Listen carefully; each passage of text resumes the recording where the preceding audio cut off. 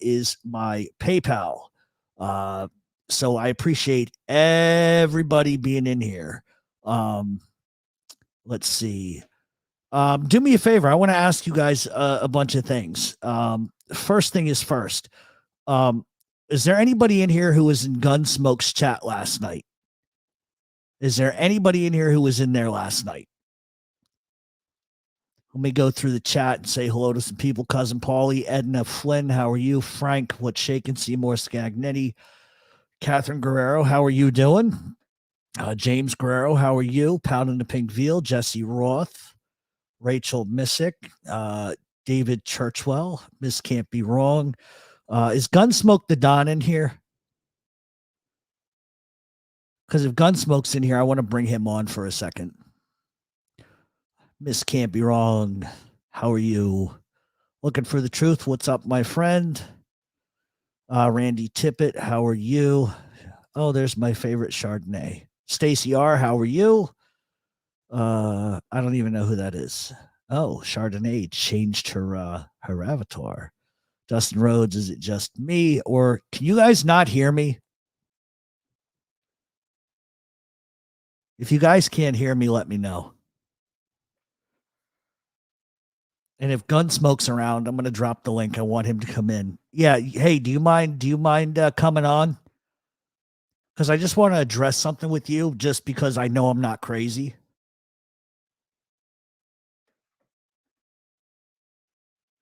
We're going to talk about a lot of different organized crime stuff, but there's something I kind of want to get to just because I'm just tired of it. And I'm finally, no, Don Marie, you're not blocked. There is audio. Okay, so everybody can hear me. Now I got to figure out how to drop this goddamn link. Hold on, guys. I'm all frustrated at the moment. How the hell do I drop this goddamn link? I forgot how to do this stuff. Hold on. How do I do you guys know? Oh my god. Okay, there we go. Where's the link? Oh, good lord. Where is? Yeah, I'm trying to figure out how to drop this link. Well, looking for the truth. I want to bring him on because it's important. It was his show, and I'm not trying to start, nonsense and bullshit, but I'm tired and fed up with all of this nonsense that goes on. So what I'm trying to do right now is remember how to drop the goddamn link in the chat. I have no idea how to do that. I forgot. So let me. Okay, there we go. I learned how to do the link. So let me do this real quick. And if Gunsmoke, if you want to come on, you can. If not, just let me know. I just dropped the link in the chat because I just want to ask one question. I'm not going to start nothing, but I know I'm not crazy. I know I'm not crazy.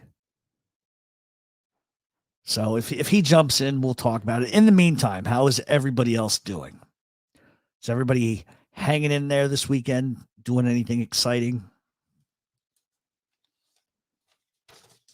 Oh, let's see. We are going to actually tonight we're going to do a contest. We're going to give away some shirts, and we are going to give away Scott DEITCHE's book, and the title of that book is going to be called The Hitmen, the Mafia, Drugs, and the East Harlem Purple Gang. I already have a signed copy of that book myself, and I'm waiting for a secondary copy, which is going to be here this week. So we're going to give away a free book tonight. It's a good book. It's about a lot of different things that I think are interesting, at least in the historical aspect. So we're going to give away 2 shirts tonight. And we're going to give away a book. We got some trivia. I just want to see if Gunsmoke's going to come on. If not, then, I don't know if I'm going to even, waste my time. But I'm tired of it. I don't bother nobody. I don't do nothing to anybody. I mind my own fucking business.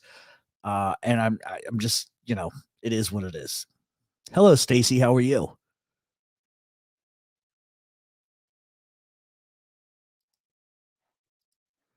All right. So I guess Gunsmoke's not around. I thought maybe he would be around.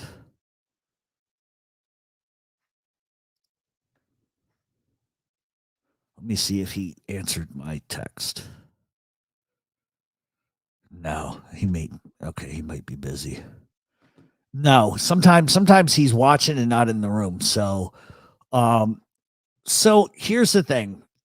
For those of you that watch Gunsmoke Show, I just want you in the chat to just answer me one question. Did I talk shit about anybody? Did I insult anybody last night?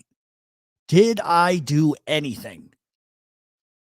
The question is, or the answer is no. The answer is no. Okay. I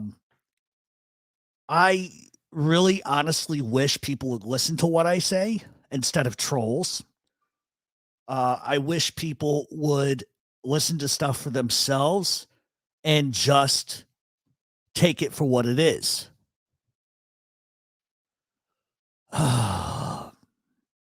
Okay, so looking for the truth is not that I can remember. Does anybody remember any part of that where I said last night when someone called Angel Gotti a pig, did I not go off? Did I not go off on that person in the chat saying that you do not say things like that about people?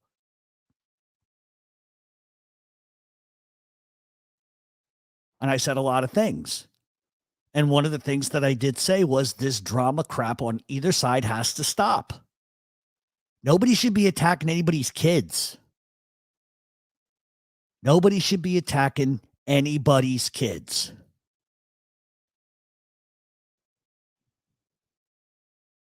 Dude, why? Who is Dude, why? I don't even know who Dude, why is.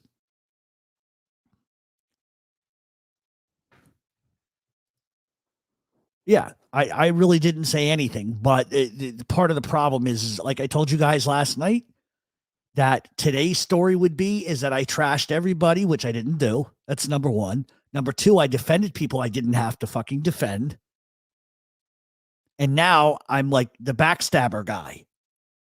Only because I said I felt bad for FBS's family getting attacked. And I don't really understand that. I really don't understand it. I don't get it.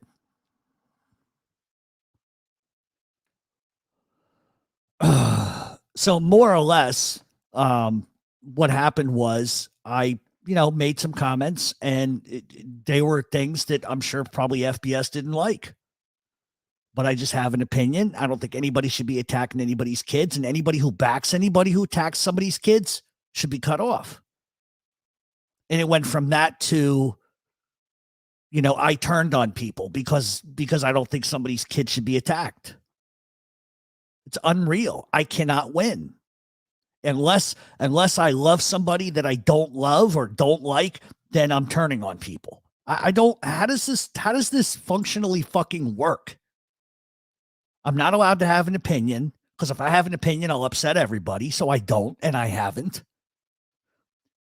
Then I say I feel bad because somebody's wife and somebody's children are being attacked. And now I'm like stabbing somebody else in the back by saying that. I said nothing about anybody. I stabbed nobody in the fucking back. If you don't like me, then don't like me. But at the same fucking time, I'm going to say it finally, is that the same respect that I've given people, they have not given to me. So whatever the issue is, fine. But do not accuse me of stabbing anybody in the back, because I don't believe in the bullshit that the people on the right side of this field are doing. I don't agree with it. I don't agree with any of it. And I said repeatedly, stop attacking each other. Grow the fuck up, all of you. But you don't want to grow up. You want to dox. You want to call each other names. Fine, go right the fuck ahead.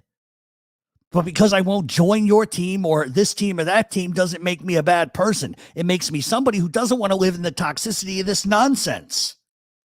I don't give a fuck about any of you. I don't. At the end of the day, I don't give a fuck. You guys want to all kill each other? Go right the fuck ahead and kill each other. That's your choice. But when I have been repeatedly stabbed in the fucking back and have said nothing, I have said nothing because I don't care. And then all of a sudden, because I feel bad that somebody's child is being attacked, somehow I'm stabbing somebody else in the back. It's not about how much damage has been done to the right, to the left. It's all damage. And everybody feeds it. Just like I said last night, nobody is innocent. Nobody's fucking innocent, but I did nothing wrong. So fuck all of you. That's the way I kind of see it. But I'll tell you one thing. The people on the left don't treat me like the people on the right. I'll tell you that much. So fuck you. I'm tired of it. Say what you got to say. Make up lies. Do whatever you guys want to do. I don't care. I really don't. But don't accuse me of being a backstabbing person and turning on people because I said somebody's kid shouldn't be attacked. It's ridiculous. Ridiculous. Grow up. Grow up. Oh, I just get tired of it, guys. I'm sorry. I don't get involved in this. I mind my own business. I try to be supportive of people that I care about. And I have been for years. But when I try to take a middle road and say, what you're doing over here isn't right, what you're doing over there isn't right, it all needs to stop. And then all of a sudden it's, I'm not being a friend to somebody because of it. Really? How about the time that Dominic Creel lied about me on a podcast? And you knew about it. And you did nothing to stop it. It was okay then, wasn't it? Or dozens of other people that said awful crap about me that you continue to let in your chat. So don't sit here and try to point the finger at me because I'm going to be honest. That makes you a hypocrite. Because loyalty is loyalty. Loyalty isn't when you're happy or sad or whatever the case may be. For a fucking decade, I have done nothing but defend people. And when it's not reciprocated, it is what it is. But because my views don't align with certain shit I see going on, okay, fine. Look past it. Just look past it. Who cares? Friendships and relationships are supposed to be more important than fucking personality and ego. And I've done nothing to deserve any of that shit I just got 5 minutes ago. So don't even fucking contact me again now. Because that's it. I've had it. I don't bother nobody. Fight your cause. Do what you got to do. Fight with whoever the fuck you want to fight with. But leave me the fuck out of it. But don't try to force me to be on either side of the fence because I'm not. I don't care enough to. And if that's not good enough, I'm sorry. You want to attack me? Fine, go right ahead. I'm not even going to respond. There's no point. There is no point. But the mere fact that it blows my fucking mind.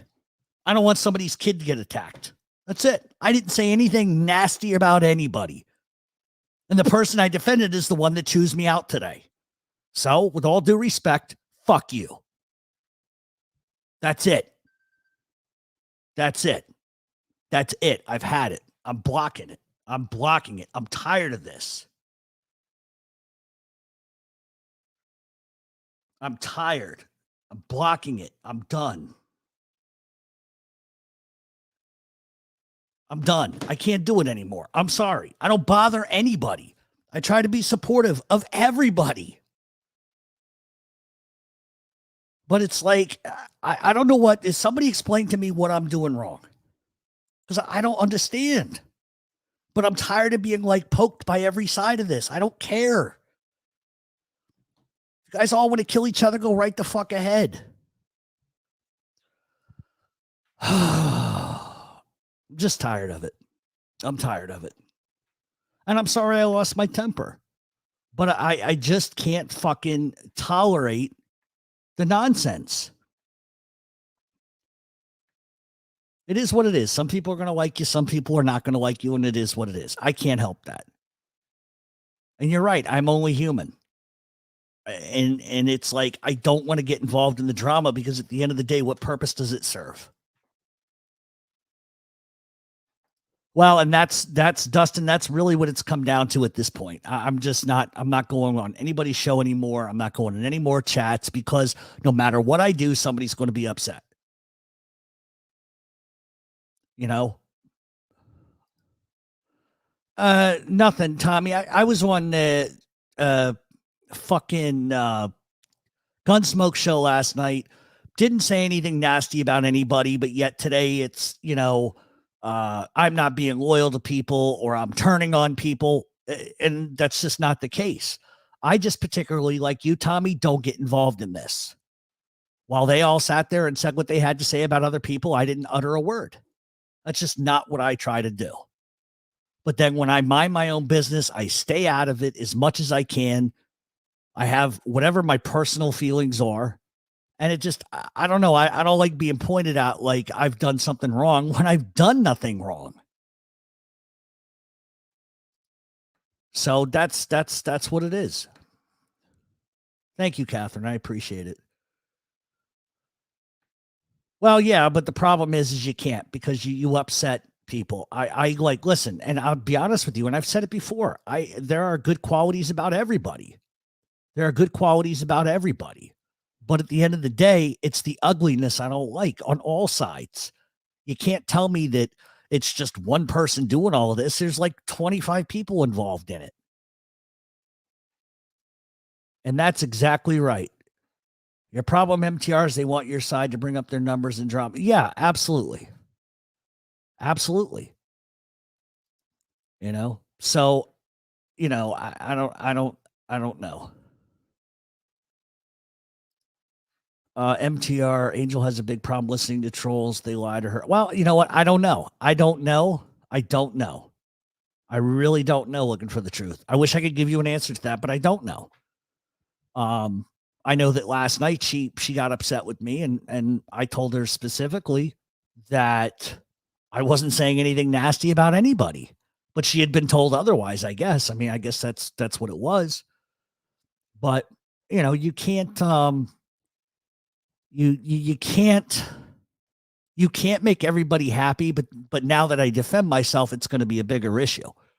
You know what I mean? I don't even, and I look, I told the truth last night. Like, I don't know who half of these people are. Like, people think I sit at home and I watch this YouTube nonsense, and I don't. I really honestly don't. I'll check out a couple of shows here and there, but for the most part, I don't. I'm too busy doing my own thing. I don't hate anybody. I don't like what people do to each other. And I think that that's fair. I think it's fair to say that the left side is bad, the right side is bad. Nobody's doing anything nice. And so that's my point. Why can't I have a middle ground where I say, some of the things you do I don't like. Some of the things you do I don't like. And that doesn't mean I like anybody any less or care about anybody any less. It's just not for me. And I just get tired of it. Don't drag me into it. Trust me, because I seen her listen to trolls and start a war based off. Well, I don't know. I don't watch her show. I don't, because I just don't want to.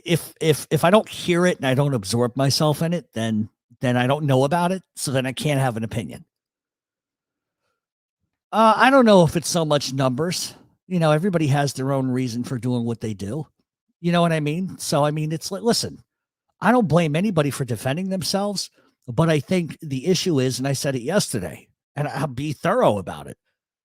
If the issue is A, B, and C, then you need to bring up A, B, and C. But what it often becomes is not A, B, and C. It becomes you're a whore, you're a pig, your parents, your sister, your mother, your dead relative. That's what it becomes, because people cannot have a constructive conversation about it. And that's the problem. And look, this goes for me too. I'm the first to say it.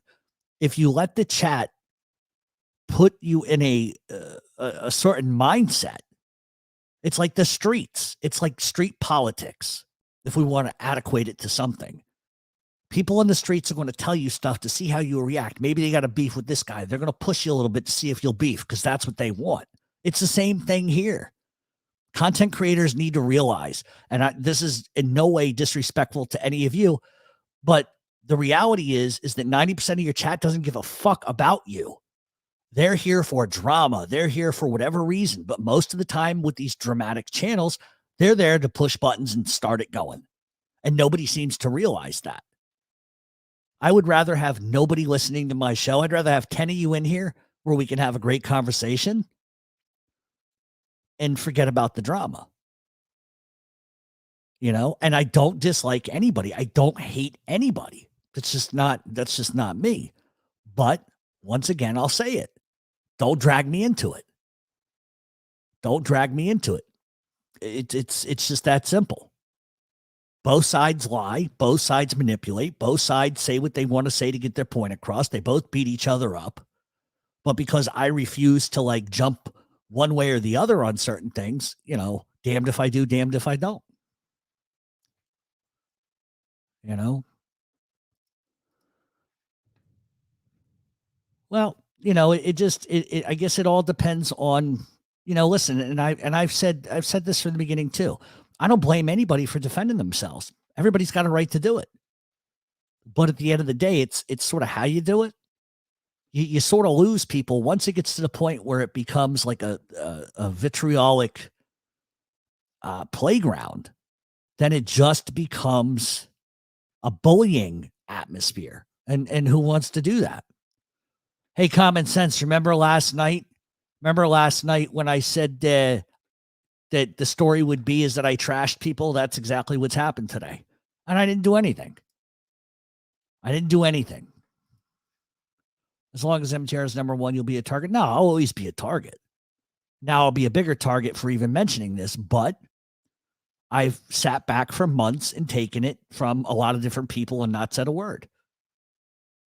Just like I said, you know, it's funny. People that listen to my podcast would know because I said the other day, who you are 20 years ago isn't who you are today. Just like who you are today is not who you're going to be 20 years from now. So it's like, it's almost like politics to me. And that's unfortunate. Yeah, I know. Well, what exactly happened, common sense, was, you know, I got a text that I turned on somebody and I don't understand what fucking show people watched, because I guess the issue particularly was that I had said that I felt bad for FBS. Well, what I meant was I felt bad for his kids. I feel bad for his wife.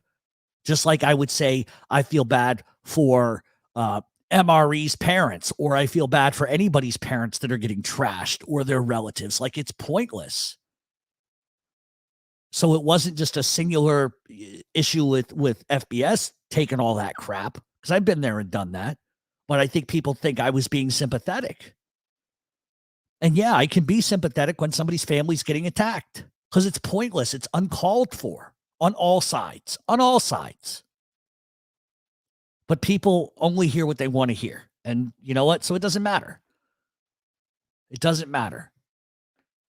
I can tell you that the wall is fucking green all day, and you probably won't believe me. So I'm not going to waste my time anymore. I don't know, Cambodia Joe. Chris, I don't know what's going on with your wrench. Hold on, Chris. Let me go into let me go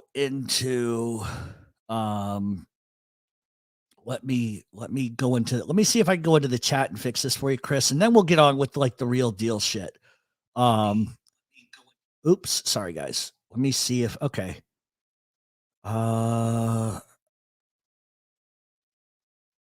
Wait a minute. Timeout. Chris, I never took away your wrench. So I don't know if this is the real Chris Gorky or not, guys. Because I never took away your wrench. All right. You know what, Chris? Do me a favor. Send me an email real quick just to tell me that that's you. Just so that I know. Just send me an email to where you normally send it. That way, I know it's you because I don't want to give somebody a wrench and have them. Okay, so it was you. All right, you got your wrench back, buddy. I don't know what happened. Somebody, I really don't. I don't understand how any of this stuff works. Anyway, guys, here's what we're gonna do here's what we're gonna do today. Um, and here's my thing, and I appreciate everybody like having their 2 cents about what's going on, and I understand it. And listen, I want all of you to understand. I'm not blaming anybody individually. It's not. I don't have a personal beef with anybody. It's just I try to take the middle ground, or I try to like have a little common sense and stuff, but unfortunately, you just can't. Um, you just can't please everybody. And that's the thing. I think when you care about people and you love people, and you really haven't done anything wrong, and it's just sort of a, I don't want to call it gaslighting, but like when it becomes like a you did this to me, and I'm just like, I didn't do anything. I'm just trying to like, whatever. You know what I mean? So it doesn't matter. It doesn't matter. Common sense. Do you have a wrench? Yeah, common sense. He sent me an email. So it is him.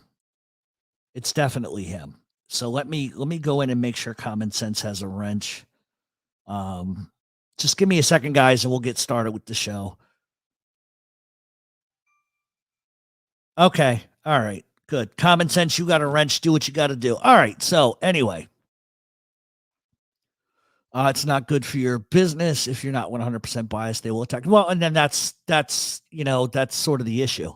Is I have people that I'm friends with, or were, I guess. I don't know anymore, but it's not important to me. I just I listen. Let me just be thorough about this. At the end of the day, what somebody does to me doesn't give me a right to do anything to them. You know what I mean? So the tit for tat stuff just really um it doesn't jive with me, because it doesn't give anybody any right to do anything. It really doesn't. But I get it. I get it. You know. All right, so check this out. Oh, I love this one. Free Micah Howard and the boys. There you go. There you go. Yeah, Common, it's definitely him. Yeah, I don't, Chris, I have no idea. You know what I think it is? I think what it is the I think it's my computer, to be honest with you. I don't know what the hell I'm doing. You guys should know this by now. Um, no, I don't. Okay. All right. So, let me see. Let me get myself on track. So I apologize to all you guys about bringing that up. It happened right before I came on, and I don't know. It just I don't want to say it hurt my feelings. It's one of those things where it's like, come on, what the fuck else do I got to do? I mean, do I have to stand on a platform and call everybody out for everything that they do? Like, I'm not going to do that to myself. I'm just not. And thank you, Peter McCarthy. Both sides are playing a zero sum game. They needle over moves. So on to Mob Top. Yeah, and that's pretty much it. Anybody that needs to defend themselves, by all means, do it. But there's a way to do it and a way not to do it. And how I would do things isn't how everybody else does things. So they're entitled to do whatever they want. But I take it personally when somebody comes at me when I know I've done nothing wrong.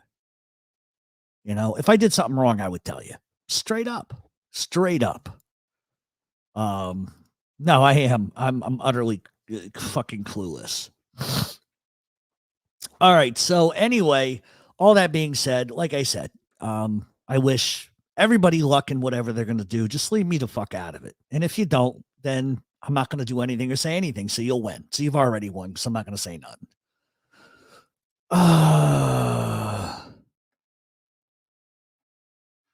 Yeah. Well, so listen, the best way to answer this is by saying this.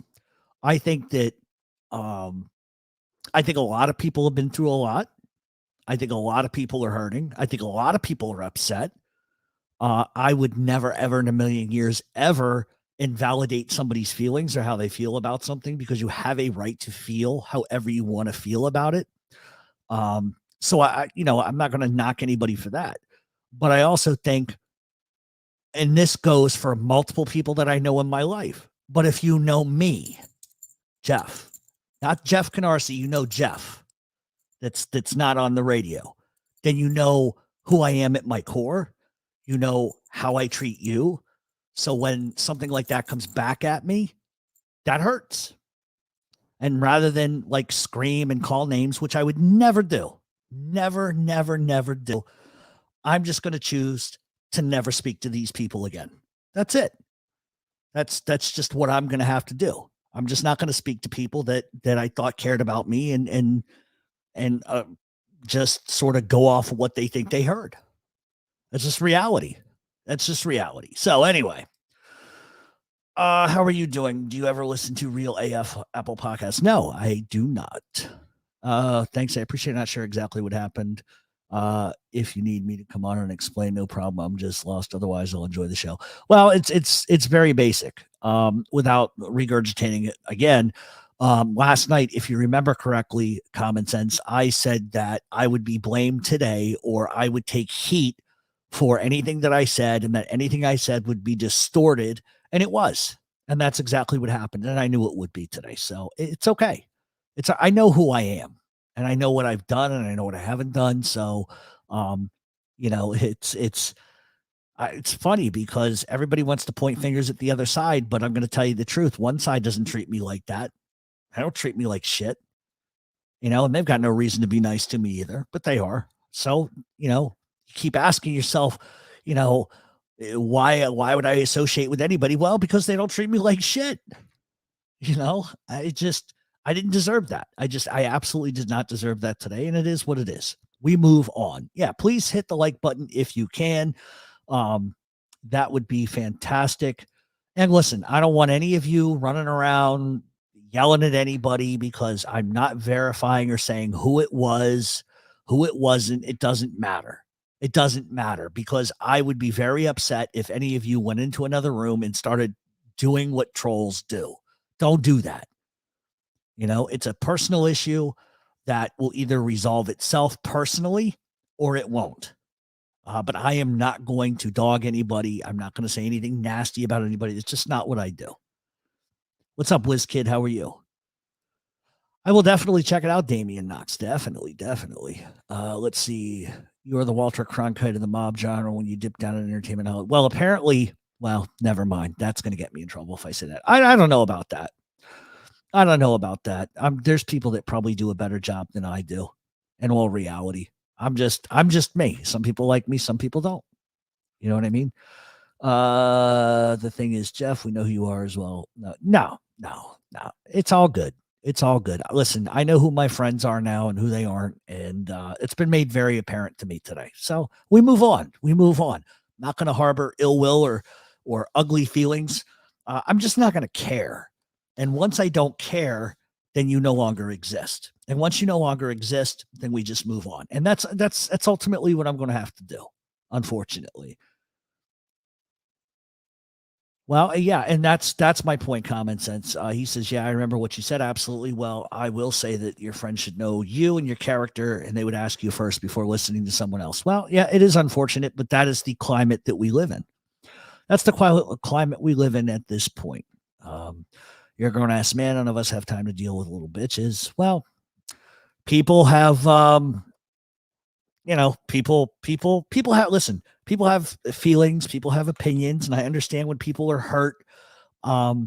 There's loyalty, and then there's blind loyalty, and it is what it is. I'm not mad at nobody. It just finally, when you take shit and stuff happens, and you finally just say, you know what, I've had enough. Well, there we are today. I've had enough. So it is what it is. It is what it is. They were looking for you to go off and rant. No, I'm not going to do that, because you know what? I can be upset with somebody or people or whatever and still conduct myself like a human being. That's not really the popular thing to do. And I'm just not going to sometimes you can't validate nastiness, and I don't want to do it. Anyway, can we get past all of this? Can we just pass all of this crap? Wiz Kid, you're gonna have to go back to the beginning and listen to it. I'm sure this is going to create a lot of buzz, and that's not what I wanted to do. But listen, guys, I've been taking it for a while, and I haven't said nothing. And today, I had it. I've had it. You know, if you know who I am and you know me personally, we're friends, you know what I'm capable of, what I'm not. And it's like a slap in the face when somebody says otherwise to me. So it is what it is. You talked about Dewey going after Luciano on your last show. Do you think him doing so was part of a bigger move by the Republicans to break the power of Tammany Hall? I have always wondered that. I have always wondered that because Dewey had a real hard on, a lot like Bobby Kennedy did. So that's a really interesting question, Harry Anderson. And thank you because I know why you're asking that. You're asking that to change the subject and get me off of that, and I appreciate that more than you'll ever know. Um, oh yeah, I just got a text. Somebody's going, "Oh God." But it might have been. It might have been because, as we know, Tammany Hall was massively corrupt, massively corrupt. On a freaking glitter note, giveaway. Do you guys want to know what we're doing as far as the giveaways? We're going to give away 2 t-shirts tonight, and we're going to give away a book. And so here's the way. Is Jesse Roth still in the chat? Oh yeah, good point. Thanks, Dana. I'm turning it off right now. I'm trying to figure out how to do this fairly because I know that that we're gonna ask a question. And common sense, you're not allowed to participate in these because they'll be easy questions for you, but not for everybody else. But we're gonna do 3 different trivia questions, and we'll give away a T-shirt on 2 of them, and then the book on the 3rd one. And here's the deal, right? So what will happen is I got to figure out how to fairly pick a winner because everybody could be delayed. So if I say so this is what we're going to do. This is the only way we could do it so that it's fair. And I'm about to read the first one, okay? So what we're going to do is the first 3 people that get the answer right, I am going to write your name down on a sheet of paper, okay? And then I'm going to put it to the left. Then later on in the show we'll do the second one. Pick the first 3 people that get it right, put that together over to the other side. Then we'll do a third one. And what I'll do is draw a name out of a hat. That's the fairest thing I can do because if I do the first one to answer it, somebody's going to complain that they answered it first. And so you know how it goes. So, so here's how we're going to do this. I'm about to read anybody named Grambino should win. I'm about to read the first question. Okay. And the first 3 people, I got to get a fucking sheet of paper over here. The first 3 people that get it right. Okay. I'm going to put their name in the hat. All right. And so, what we'll do after that is I will give you my email and you are to email me. When I give you my email, just email the show. And what I'm going to need is your name and your address, your zip code, and what size shirt you wear. And I will get that out to you probably on Tuesday of this week. The book will not be arriving to me until like Wednesday. So that's probably going to be a week and a half delay. So are you guys ready to hear the first trivia question? Tap 1 if you're ready. Because I want to give away some free shit. I'll wait to see if, all right. All right. I see Miss Can't Be Wrong is right on tap, hitting that number 1. Okay, I see tons of ones. All right. So here is the first question. Okay. Everybody's like, you know what everybody's doing right now? Everybody's going to Google. I know you are. You're all like, Google. When's he going to ask? When's he going to ask? Google. And look at everybody. You know you got that second window open with Google, just getting ready to type the fuck away or you're on your phone. All right, so here's the first question. I'm going to read it twice. Okay. In 1935, Oni Madden leaves New York City. And he leaves New York City because he's a suspect, albeit according to the police, in the murder of Vincent Mad Dog Cole. Where did Oni Madden go? I'm going to read it one more time. In 1935, Oni Madden leaves New York City as a suspect in the murder of Mad Dog Cole. Where does he go? Okay, we've got one. Got one winner.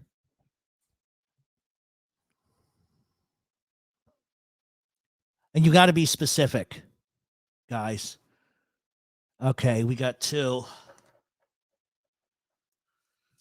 Hold on, guys. I'm trying to keep up here because I want to make it fair. All right. We've got 3. All right. So the winners for the first question is Aldo, who got it exactly right. We've got Old Blue Eyes, who got it right. And let me see. And Coop got it right. So I'm going to set those aside. Fuck it. You guys want to do another one? So that's question 1. All right. Guys want to do a second one? Alaska's a great answer. Thank you. All right. So we've got 3 winners for the first one. All right. So the first 3 winners for the first question are Aldo, Randy, and Coop. We will draw a winner from that in just a couple of minutes. Question number 2, which this question is going to be for the book. Okay, guys? So keep in mind the book I will not receive until Wednesday, and then I'll get it out in the mail. All right. So question number 2. What 2 huge mob events took place in 1957? What 2 mob events took place in 1957? Let's see how smart you guys are. The third question is going to fool everybody. So I'll read it again. What 2 huge mob events took place in 1957? There's 2 events, guys. There's 2 events. That's okay, Miss Can't Be Wrong. But there's 2 events. Okay, we've got 1 winner.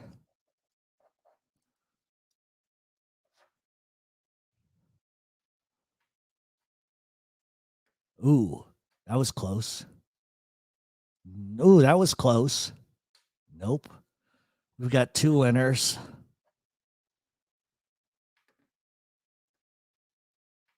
And we've got 3. Okay, hold on a second, guys. Just have to write some names down real quick. All right, so we've got all 3 winners for the second one. So let me just go up here and make sure that I've got the names written down. Let's see. Paul is 1 winner. The second winner is, hold on a second. Second winner is Easy Champ. And the third winner is Dustin Rhodes. That is for the book. So you guys, we will pull 3 names out of a hat for that. And for the other t-shirt, you guys ready to do the third one? This one's going to be a trick question.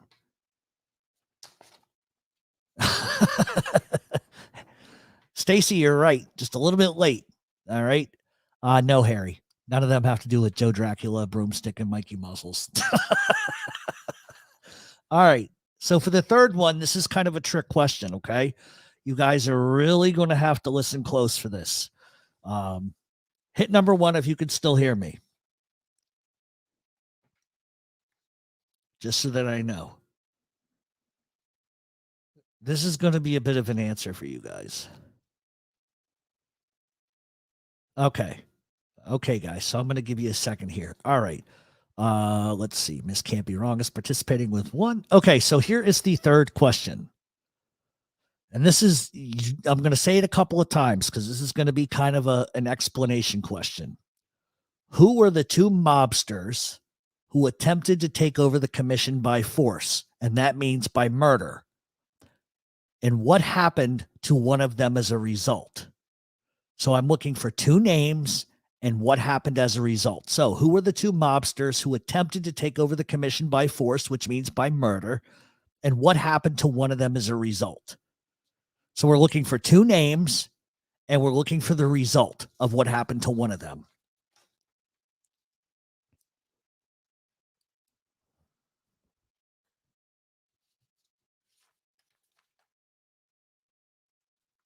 And when we're talking about the result, I'm not talking about the more famous of the 2. Remember, that's okay.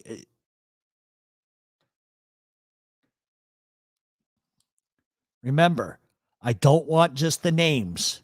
I want the result of what happened to one of them. I see a lot of the names. People are getting it right, but I also need the names and I need the result of what happened. Paul, you were very close, but that's not what I'm looking for.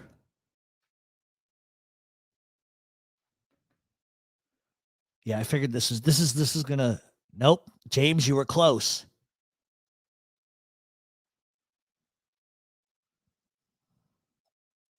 This is gonna go on for a while.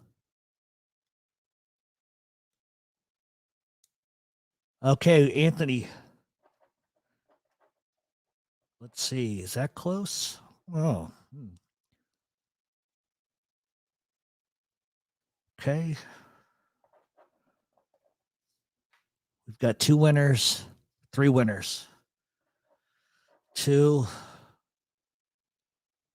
All right. We've got 3 winners.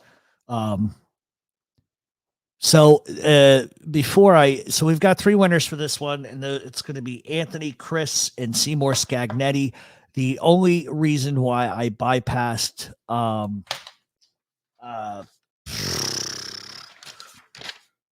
Aldo was because he answered the first one. So we've got all winners for each of these things, and the answer to that question is essentially what happened was Joe Bonanno decided to talk Magliocco into whacking the commission. And once Joe Colombo found out about it, because he was contracted with the hit, he went and told Carlo Gambino. As a result of that, Gambino tells Bonanno and Magliocco they have to sit before the commission. Joe Bonanno takes off. Magliocco sits before the commission. They find him a ton of money and they shelved him. That's exactly what happened. He's lucky they didn't kill him. So, all right. So we've got, I just want to make sure. So, let's see. That's for the book. Okay. So we've got that. I am going to tear up the names just in a second here, and we're going to pick a winner for each. Yeah, Gunsmoke, if you had been awake, you could have participated, you fuck. All right, so guys, I'm going to put these names in the hat really quick. Give me a second.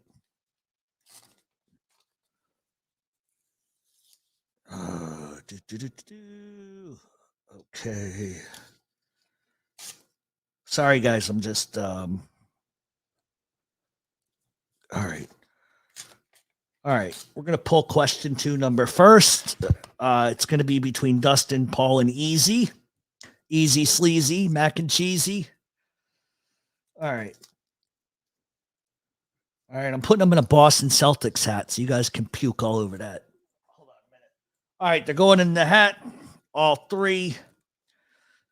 Round and round and round she goes. Where she stops, New Jersey Hose. All right. I'm going to pick one. Here we go. And this is going to be for the book. Okay. Who do we got? Who do we got? Who do we got? Paul. Paul, you are the winner of the book written by my buddy Scott DEITCHE. Do me a favor, Paul. Email me at mobtalkradioshow@gmail.com. Paul, you're the winner of the book. Please do me a solid. Reach out to us at mobtalkradioshow@gmail.com. And in the subject field, put I won the book and just give me your name, address, name, address, and zip code. All right. And that book is going to arrive to me on Wednesday, and I will put it in the mail Thursday morning. 100%. All right. So let's see. We are going to do question number 1. Oh, shit. Where did I put the paper? There we go. All right. This is going to be between Aldo, Randy, and Coop. So let's see what we got here. We got Coop, Aldo, and Randy. All right. Let's see what we got over here. All right. I feel like I'm in elementary school with this shit over here. All right. Hey, don't jinx yourself, Dustin. Don't ever jinx yourself. All right. This is going to be for a t-shirt. So do me a favor. Whoever wins this, reach out to the show at mobtalkradioshow@gmail.com. Tell me your t-shirt size, and I'm going to send you a kick-ass t-shirt. All right, here we go. This is going to be for a t-shirt. Let's see what we got here. We've got the one and only Aldo. Aldo, you are a winner. You win a t-shirt. Do me a favor. Reach out to us at mobtalkradioshow@gmail.com. Give me your name and address and zip, and I will send out a shirt to you. All right, this is going to be the last one. This is going to be between Anthony, Chris, the wrenchless, now has a wrench, Gorky, and my buddy Seymour Scagnetti. All right, let's see. Anthony, Seymour, Chris. I wonder what the over-under on Chris winning anything is. Chris, what's the over-under? Think you're going to win? Yeah, I've never seen Aldo. He's new to the show. So we're going to do this every couple of weeks, guys. So this won't be the only time we do it. All right.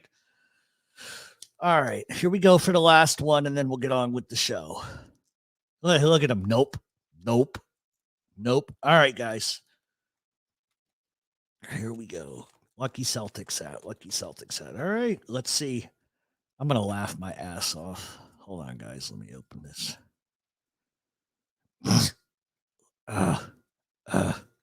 Chris Gorky, you prick. You won. So Chris, give me your shirt size in an email. And no, I didn't. And if anybody thinks I just fudged that, I didn't. Chris got lucky. Because Chris don't win a whole lot. All right, so Chris, just send me an email and with your shirt size, and I'll get it out to you this week. So I wanted to thank all of you for participating in that. I think we had a good time with that. I don't know why Boardwalk Guy didn't get involved. He's a pretty smart guy. You know, Harry Anderson, why didn't you get involved? You're good at this stuff. So we're going to give away more stuff in the next couple of weeks. I think we're going to do some artwork and stuff like that. So about 5X. Oh, Christ, you're going to have to give me another week on that one. But no, we're going to start giving away a lot more stuff in the next couple of weeks. I think, yeah. LOL, you prick, you won. Yeah, absolutely. That's how it goes. That's how it goes sometimes. But we're going to give away some artwork. And check this out, guys. Coming in August, I know it's like fucking only June. We're going to start giving away sweatshirts. Big sweatshirts with Gunsmoke's face on it. So anyway, thank you guys for participating. We officially gave away another $100 in merch today. It's nothing but a good day when somebody wins something. You know, I never won nothing. You guys remember in elementary school how they'd have the motherfucking cake walks where you walk around in circles? Yeah. Well, I won apparently and didn't realize it. And I won a cake. Who the fuck, what 10-year-old wants a fucking cake? Come on, give me something else. Anyway, do one more, huh? Okay, do one more. Well, I tell you what, here's why I'm not going to do one more, because I want you guys to come back. So the next show we'll give away artwork. Trust me, if you guys haven't seen this artwork, it's fantastic. It's fantastic. I love it. I love it. Now, as far as what's going to be on these shirts, I tell you what I'm going to do. For all of our winners, I want you to go to MTR Chronicles here. I'll pull up the link really quick for all of you. Nope, that's the wrong one. Go to mtrchronicles.com. Okay, I normally don't do this portion of it, but I will this time. Go to mtrchronicles.com and click on the merch tab. Whatever you see that you like, you tell me and I'll take care of it for you. You want a Joey Merlino, you want a Five Godfathers, you want John Gotti, you want Nicky Scarfo, you want Vinny the Chin. Whatever you want that we have on that page, I'll give it to you. All right? Free. Absolutely free. But don't bust my balls on shipping and all that nonsense, because it'll take me, you know, if I'm not doing it randomly and I'm making something personally selected for you, then, you know, you got to give me 4 to 7 days, you know, to get the shirt out to you. But I'm more than willing to do it. And I thank all of you for participating in it. Everybody tells me I sound like Ray Liotta. I don't know about that. Uh-oh. Now, see, why didn't you participate, Nadu? You could have participated in this, and I would have gladly have sent you a personalized Mob Talk Radio Whitaker shirt. Nadu, you could have participated in that. I've got shot for this, but I think Joey Messino as a boss is truly along the great. No, I agree with you. Even though he was a rat, I think he was one of the highly most intelligent bosses that ever existed. And that's the thing. And one of the things that we talk about when we do history is, it's hard to have the conversation. A lot of people will look at you and say, well, how can you have the conversation about the guy he turned rat? But everything he did before then was pretty fucking genius. He was at his height the most powerful, believe it or not. He had smart ideas like, let's get rid of the fucking social clubs. Let's stop all this nonsense. Let's stop working with other crime families. Let's stop being seen out in public. Granted, that's not genius ideas, but, I think, I don't know, maybe I'm wrong about this, but I think that if his brother-in-law hadn't been a shithead, Joey Messino could have had a long run. But unfortunately, history shows us that great men with great power sometimes can be very weak. But I do think that he was one of the better ones. Absolutely. 100%. Nadu can't participate. As far as merch, do you have coffee mugs? So here's the deal, Stacy, with coffee mugs. A lot of people wanted me to make them, but you kind of look at, can I just get the $100? Sometimes, when you look at making coffee cups, like I can do that here because I have, the presses and everything I can do. The problem is that anytime you do coffee mugs, you got to look at like what your cost is. Okay. Then you're going to make them. And I could never really find any decent quality coffee mugs where, of course it's about making a profit, but it's like, in order to make it worth my while, I'd have to order 100 coffee mugs. And then there's, so right now we're not, and that's not to say that I'm not going to. It just, I try to keep things like our shirts cost $28, which is average. You go anywhere on, don't fuck with me, Nadu. I'll fucking send you one of those. And then I'll put a Whitaker on the one side and Lee Cole on the other side. But as far as just coffee mugs, it really hasn't been a position where it's like cost effective. Because listen, this isn't about making a ton of money. My shirts, and I'm very transparent. My shirts cost $28. I probably legitimately make 11.5 to 12.25 off of them. And that's just sort of the thing, and I haven't been able to find any coffee mugs that are like nice enough where I'm like, okay, in order for me to make any money to pay off what I just paid for these fucking mugs and the fucking transfers, I'm going to have to charge like $20. Who the fuck's going to pay $20 for a fucking coffee mug? I wouldn't. You know what I mean? I would rather, how many coffee mugs I have from the 1960s in my house, like the Sands, like fucking casino coffee mugs. A friend of mine, his grandparents were degenerate gamblers, and they used to go to the Sands like back in the 50s and all of that. So when one of them died, she said, I don't know what I'm going to do with all these coffee mugs. I said, I know what the fuck you're going to do with them. You're going to put them in a box. I'm going to take them to my fucking house. And that's exactly what I did. In fact, I have one of the coolest vintage things ever right here sitting in front of me. So you guys know that Frank Sinatra owned the Cal Neva resort. I have a literal, I have a matchbook from the Cal Neva when Sinatra owned it. I have dice from the Cal Neva, and I also have an ashtray from the Cal Neva. It's not only cool history because it's Sinatra, but it's also mob history. So I collect stuff. I collect a lot of stuff like that. But if you were in my house and you think you would see mob shit everywhere, there's not one single mob thing in my fucking house, except for a photo of my cousin, and that's my cousin. So there you go.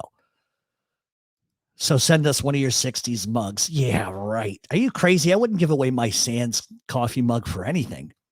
You want my Magnum PI coffee mug, Dana? I got a Magnum PI coffee mug I drink out of all the time. Hypothetically, you did your own Valentine's Day massacre rats. Woo. Okay, hypothetically, if you did your own Valentine's Day massacre of rats, who would the lineup be? Sammy Gravano, Anthony Pergiano, Ralph Natali, Ron Previty, lots of Philly guys I'd want to whack. Probably not Bobby Lulisi. He's just too stupid. Abe Rellis, but he got his. So I don't know. That's interesting. I would love to hear Nadu's answer to that. That's crazy.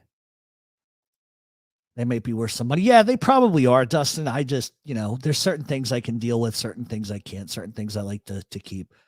With the Gambinos having strong Sicilian ties, what did the Mafia in Sicily think of the hit on Castellano? Probably not a whole lot. It's just business over here, business over there. Probably not a whole lot. They got their own stuff going on over there. Hold on. Okay. All right. So I'm going to scroll down a little bit. Very random. Michael Spilotro was on an episode of Magnum PI. I did not fucking know that. See, now I want to know which fucking episode because I got them all on. What's the fucking TV? I got one of these TV apps to do, and it's I watch Magnum PI all the time. I've been watching Roseanne like nonstop for like the last week and a half. I don't know what it is. I really don't. I enjoy it. It takes me back to a time and place, But no, I did not know that. I know Sinatra was on Magnum PI. But he was on Who's the Boss too, I think. No, I do not think that the Mafia was involved in the DeFeo Amityville murders. I've never thought that. Listen, anytime that there's something really fucking horrific that happens in a neighborhood, if you can tie an Italian to it, and I'm not just being like, the anti-government guy, but sometimes did DeFeo have mob contacts? Absolutely 100%. But I don't think any of that shit had to do with one or the other. Drew Scagnetti, happy to see you doing lives. Yeah, thank you. Dana the Smiths, check your email. Is there any chance Gravano would have been protected CI for a long time, similar to Scarpa? That's a really good question. I would not, under any circumstance, say that it wasn't possible. In fact,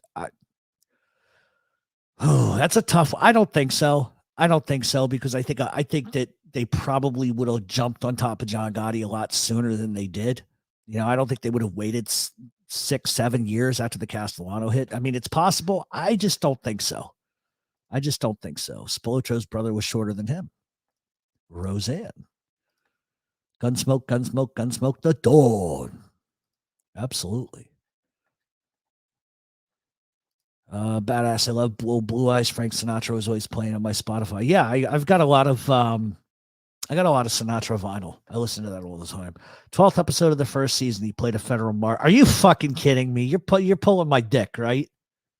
Are you serious? He played a federal marshal. You imagine the fucking ball busting that went on because of that? Holy shit. Episode was called Thicker Than Blood. That's interesting. I'm going to have to watch that.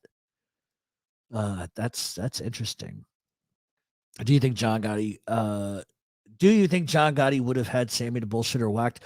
Well, I think by the time he kind of realized that there was some things going on that, how to say this fairly, I think that John Gotti by nature did whatever the fuck he wanted to do. I think if you told him something that could lead him down a path of getting angry and wanting to do something, then that's what you would do. And I think that by the time that Gotti kind of realizes that there's some stuff going on, it's just way too late in the game. Somebody asked me a great question the other day. They said, can you imagine if John Gotti had been arrested and that Sammy Gravano was never an informant and never got arrested either? Could you imagine how the Gambinos would have looked then?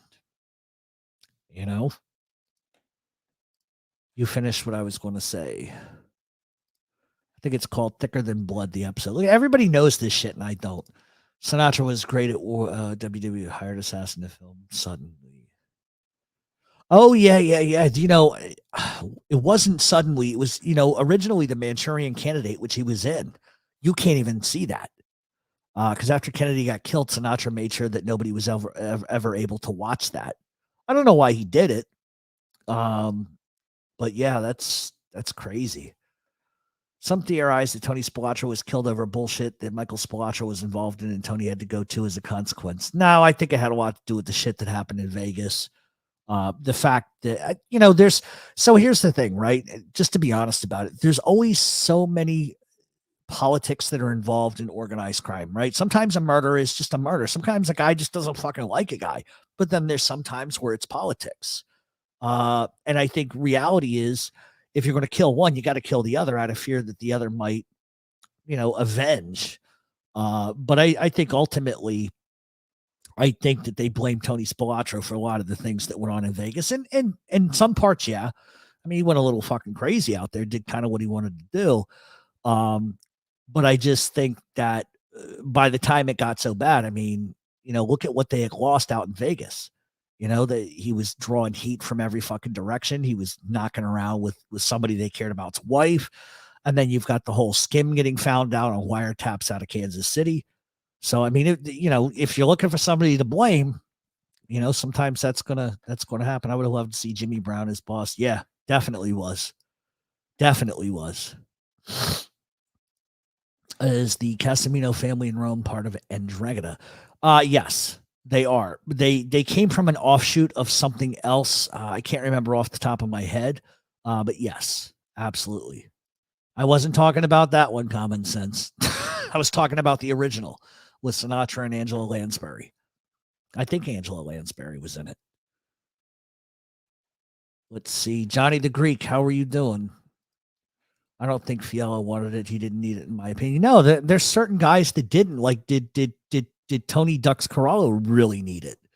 You know, that whole thing with him is just so interesting because everybody, if you look at the time period, it's not that I'm going to hawk my own show on here, but one of the things we talked about was just how nothing really changed until Tony Ducks took over.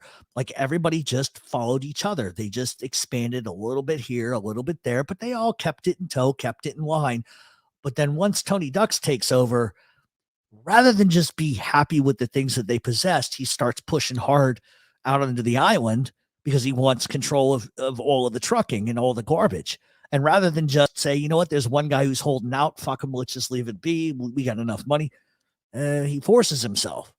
And that's when it starts to create problems. But it's interesting to see bosses that, they get old, they die, the new guy comes in, and the new guy basically just keeps the same system in place. Maybe he advances a little bit into this racket, into this, but for the most part, the guys that stayed in line and just continued the path were successful. Guys that did the complete opposite, it didn't work so well for them. I love your intro song in your podcast. I bring up the lyrics and drive my wife nuts. That's awesome. I heard they blamed a lot on Tony Spilotro, like the 5 Chicago bosses getting ready to get locked up and was afraid that Tony Spilotro would take over the fan. Well, I think it was that. And I think the fact that I think there was like a bunch of grand jury subpoenas on him. And it was like the stuff he was up to was kind of hard to refute. And it was just going to draw heat on everybody else. And this is the truth about organized crime. You're the hero until you start to draw too much attention. Then you become a problem. It's not a problem when you're giving them $100,000 a month. It becomes a problem when there's too many indictments. And then that's just the reality of it. Sad after Corallo, Vario may have been a good boss. Maybe Migliore. They had no unworthy leadership. No, absolutely. Absolutely. And one of the questions I got the other day, Jeff, it's a very interesting sort of question is why in the fuck did Tony Ducks give it up to those two fucking nuts? Like he had, and at what point most bosses, when they go to prison, right? The rule is you're boss until you either give it up or you die. And why he just kind of gave that up to them. And because somebody had asked me, well, why didn't he try to rein them in? Do you know the two people you're talking about? You can't rein them in.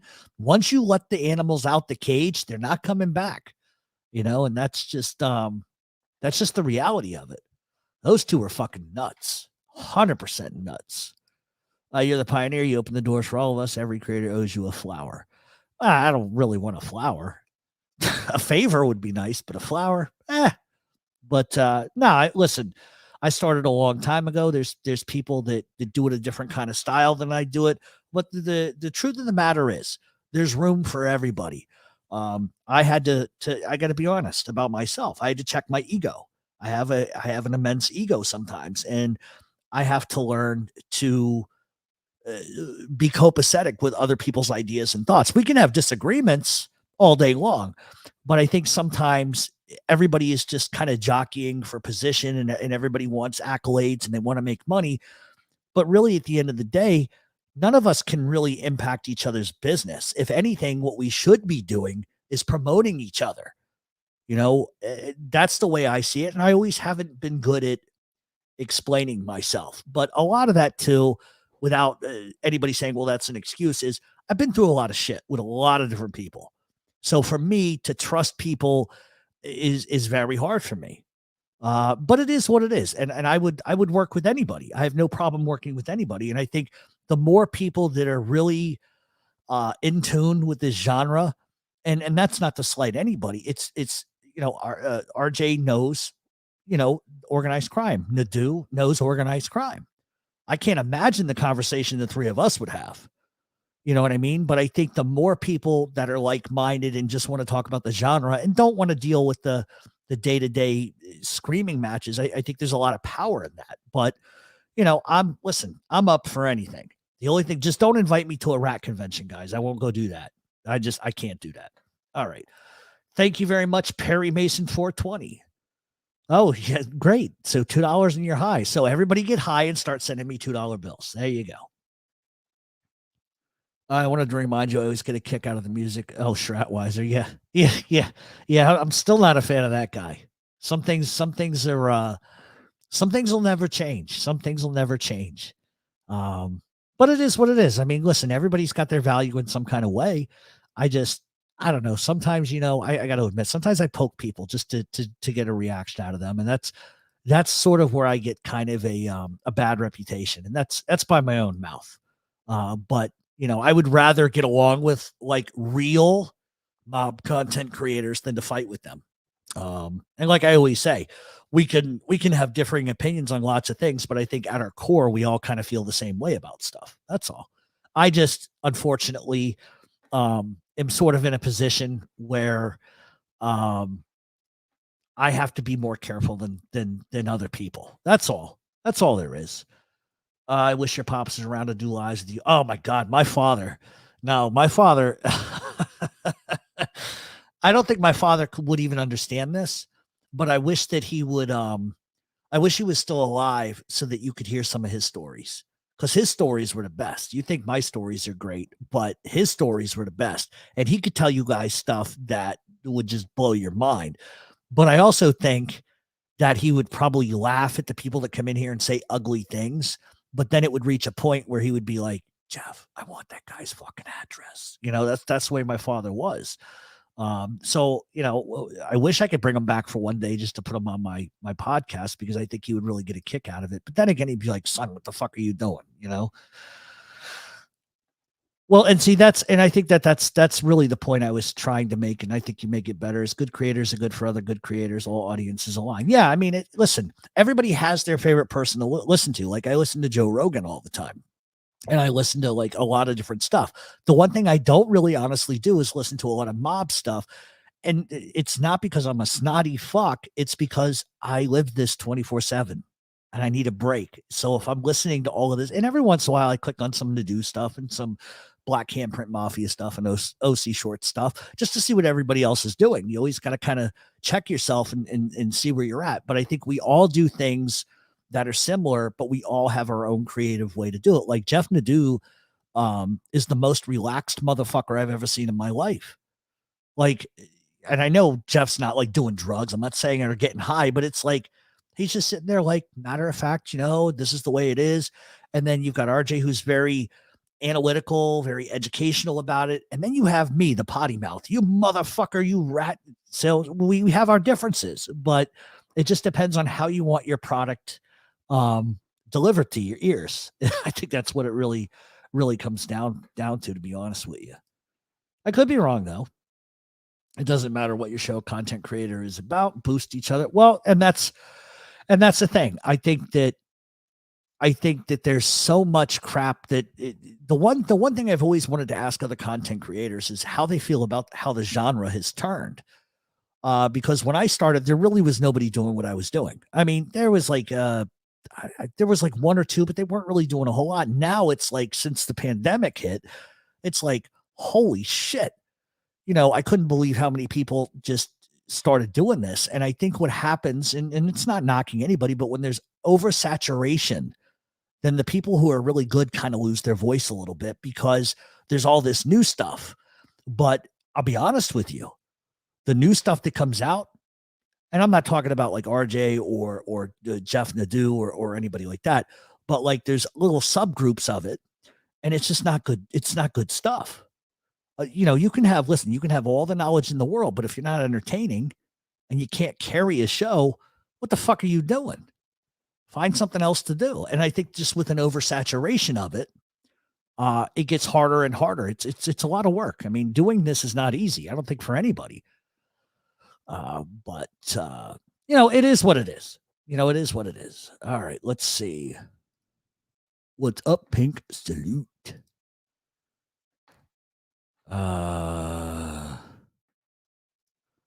Stack said Damien and Chicky started the MobTube genre on MobTube. I said Canarsie was before them and he got triggered. Well, that's the truth. I've been around longer than anybody else, and sometimes people get triggered because they have no fucking talent. That's the truth. Some people just want to attack people to get popular. That's all it is. That's all it is. For the longest time, I thought you were the only one doing the mob. Well, you know what? I wasn't the only one, but it really didn't really kick in until like COVID. Then everybody came out of the fucking woodwork.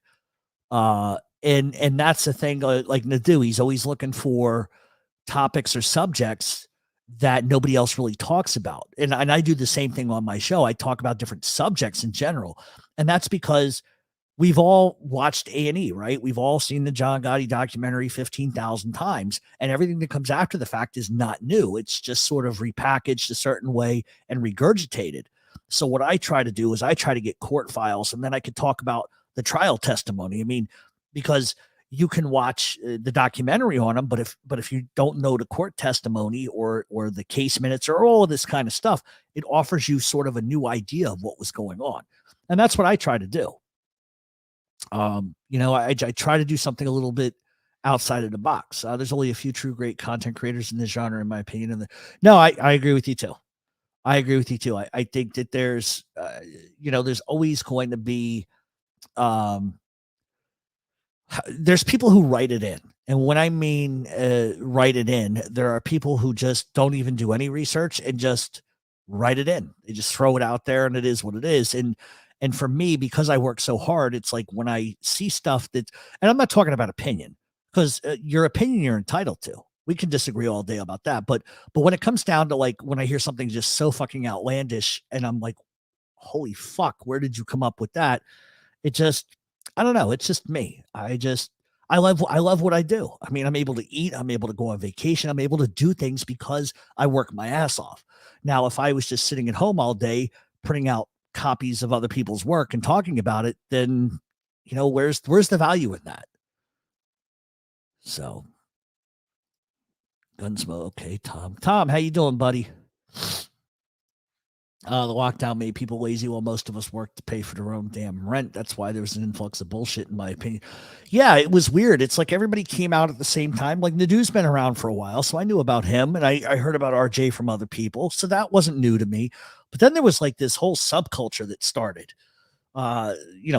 People calling themselves mob genre when they don't even talk about the mob or other things. And that's okay. You can call yourself whatever you want, do whatever you want, but it's just like, I don't know. I just think with me, maybe it's just because I love the genre. I know a lot of people. I've met a lot of great people. A lot of doors open for me because of this. I think when you love something and you know so much about it, when you just hear not substandard in terms of they're not as good as you, but when you hear things that are just not researched, and Nadeau knows because I'm sure he's heard it on shows too. When it's just not researched, then it's like, what are you doing? Why are you saying you're this when you don't even know the ABCs? But that's just kind of probably me being a prick. I don't know. Maybe I'm wrong. Tell Andy we missed that party animal. Yeah, I miss him too. He's got some stuff going on, Well, and I feel the same way that Nadeau does about this too. Like, listen, allegiances, friendships, that's their business. Because at the end of the day, right, like you have a business, I have a business to run. And so does it benefit me to be friends with people? Of course.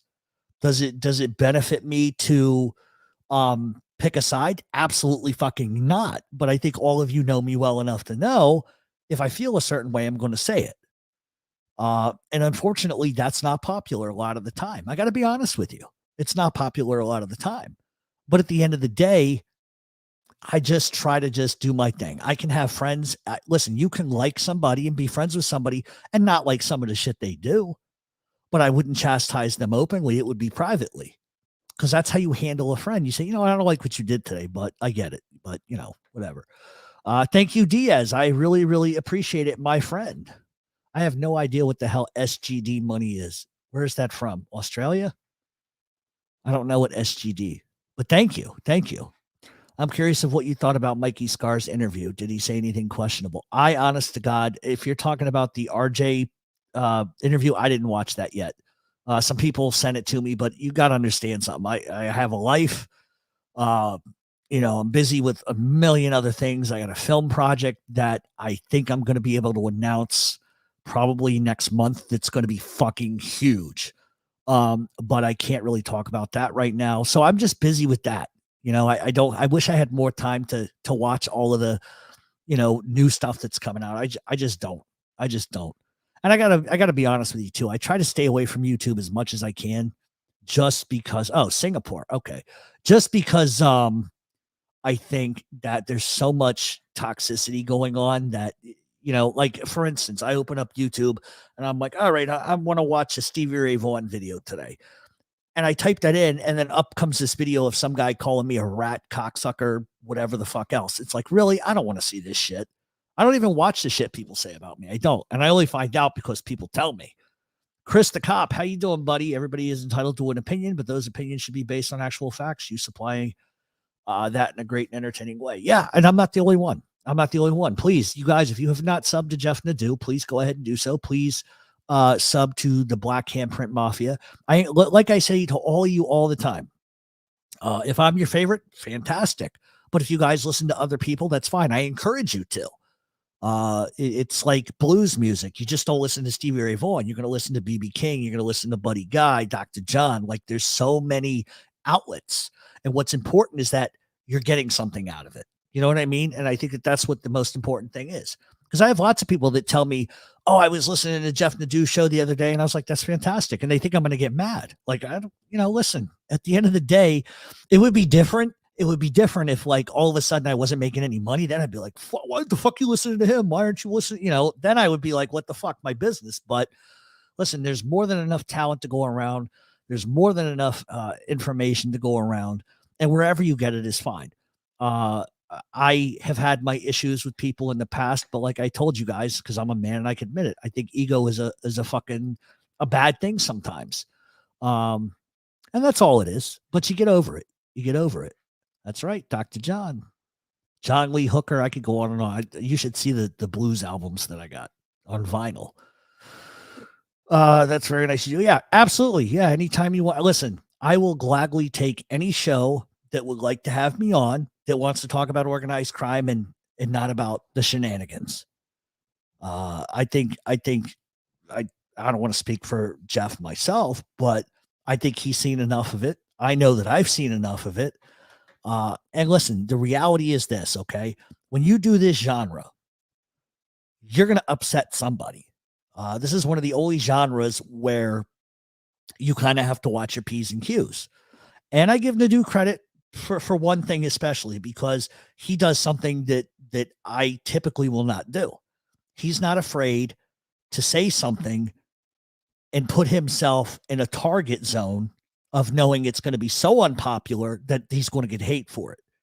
I learned a long time ago that I will always be honest with all of you who pay for my show. I will be honest with you and give you my honest opinion. But sometimes there's something that you just kind of got to stay away from just because it's just going to create havoc. But Nadeau doesn't give a fuck. He lights the match and goes through the fucking tunnel. So he's better than me at that, at least in terms of that. And he knows what I'm talking about. He knows what I'm talking about. But there's certain things I won't touch, unfortunately. But he also has the luxury of being able to talk about things that I can't too. So, you know, so there you go. That's just how that works. How many do we have in here? We have 130 people. And I'm sure that like a lot of people came in here at the beginning going, oh God, he's screaming about people. What the fuck happened? But listen, End of the day, tomorrow's a new day. We get up. I'm alive. I thank God for that. And you keep it moving. I don't hold grudges. I don't. Life is too short. Well, okay, let me really rephrase that. I don't hold grudges unless you're a real prick, you know. But I think that a lot of early on, there was a lot of jockeying, a lot of egos, but I think there's a lot of backdoor stuff going on to people too, you know. And I found that since I've sort of just cut myself off from all of that, that a lot of the nonsense stops. My speaker's built in a record player. Crap. Can anyone suggest some good external ones? Somebody help out Dustin. Have you done or will you do a show on Stephanie St. Clair? I was thinking about it. She's a very interesting, well, she's a very beautiful woman too. She's a very pretty lady. I might. I don't know if I could do a whole hour on her, but maybe I could cover like the Dutch Schultz, Bumpy Johnson. I did talk about Stephanie St. Clair on the podcast last week, just briefly, because there was something I wanted to address, but I don't want to get into that because that's just gonna, start stuff. But let's see. A Mafia. Hi, Jeff. How's the training going? Did Stack sign up for the fight yet? I hope it happens. You shut him up. You better watch out. You better watch out. Well, according to Lee Cole, Jeff Nadeau is going to bring the Whitakers to be in his corner. That poor bastard can't get away from the Whitakers. He makes one fucking comment about a show, and it's like now it becomes the antithesis for ball busting. I could flatten Stacks.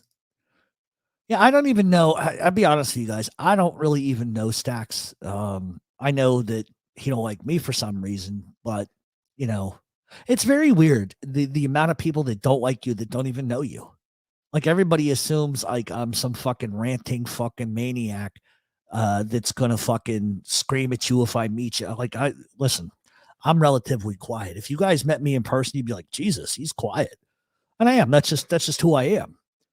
Not that this is an act or anything like that. It's just that for the most part, I'm pretty low key. I don't like to have problems. You know what I mean? That's all right. It's not a big deal. Ask whatever questions you want, man. I mean, if you can get a little help and get some advice on speakers, why the fuck not? I know why we lost 20 some people immediately. I think somebody else is on, and I think I know who it is. Yeah. Isn't that something? That's what's funny. Everybody was dogging you, Jeff, for like your fighting attributes, but you made six figures. Are you kidding me? Fuck, I could have one leg and half a hand, like a claw hand, and I'd go fight for that kind of money. And nobody really gets hurt. Everybody's out of shape. Everybody's in their 30s and their 40s. Nobody's in fight shape. You're lucky if you can swing for 2.5 minutes. But see, if I did something like that in a do, they would have to let me do it with a cigarette in my mouth as an honor to my father. I'd do it with a cigarette in my mouth. I'd probably get knocked out in 20 seconds. Oh, geez. I'm 5'1", but 5'4" is short for a guy. You be careful. Oh, sorry. Sorry, Miss Can't Be Wrong. I saw Jessie Ross. I thought that was her for a minute because I was going to say, well, Jessie Ross' little crush is about 5'6.5", 5'5". Her crush is 5'5", and she knows who I'm talking about.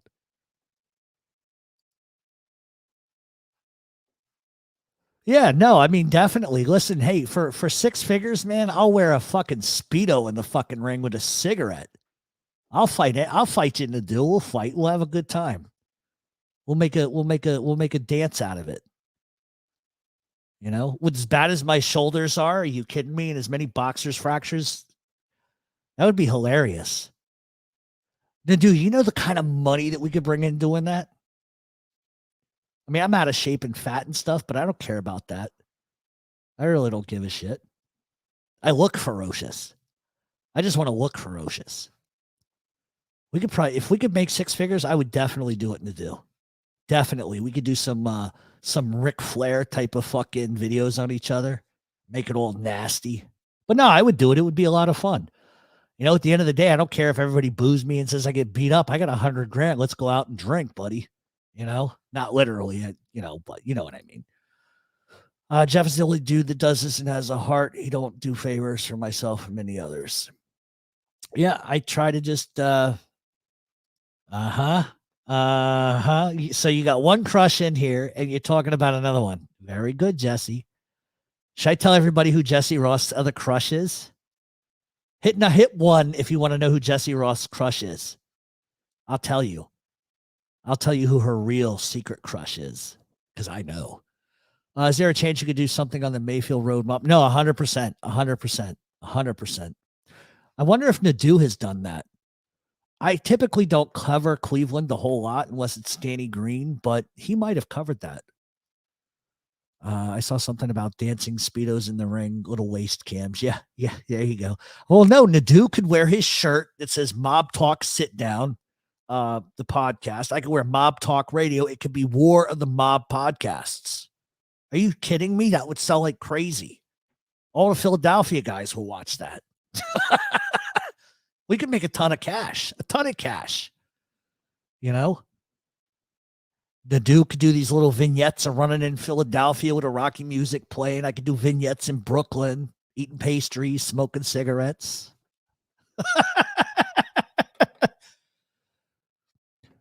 Yeah, let me know. I'm down. I'm definitely down. Definitely. 100% I would do it. If there's money, listen, I think if somebody said to me, would you do it? You know, even if you get beat up, I wouldn't care. Who hasn't gotten beaten up before? I'm not really worried about any of that. I got more pride than that. But if I could get like 50K out of that, I would do it. It's got to be under the table though. I'm not paying tax on that shit. Fuck that. But I would do it. Yeah, Mob 2 beatdown. I would definitely do it.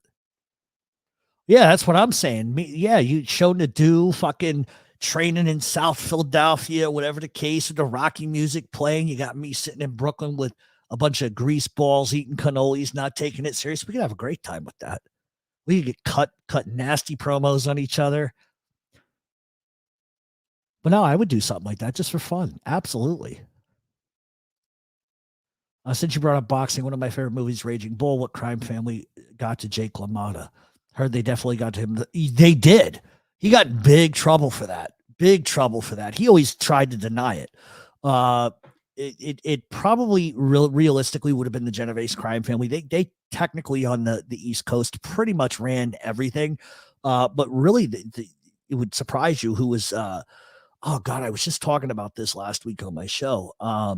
What's his face? Oh God, the guy that killed Frank Carbo was the guy that was really responsible for all the boxing on the East Coast, which is weird because you really wouldn't sort of associate him with that. He's also the one that killed Benny Siegel.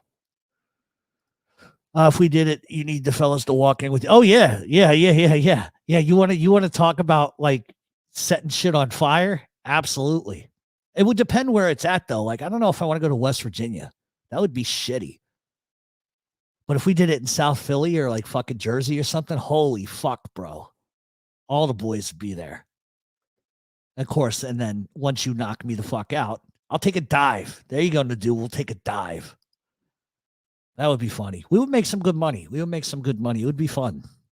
I'd enter the ring with a Lee Cole shirt on. It says, "Hello, people."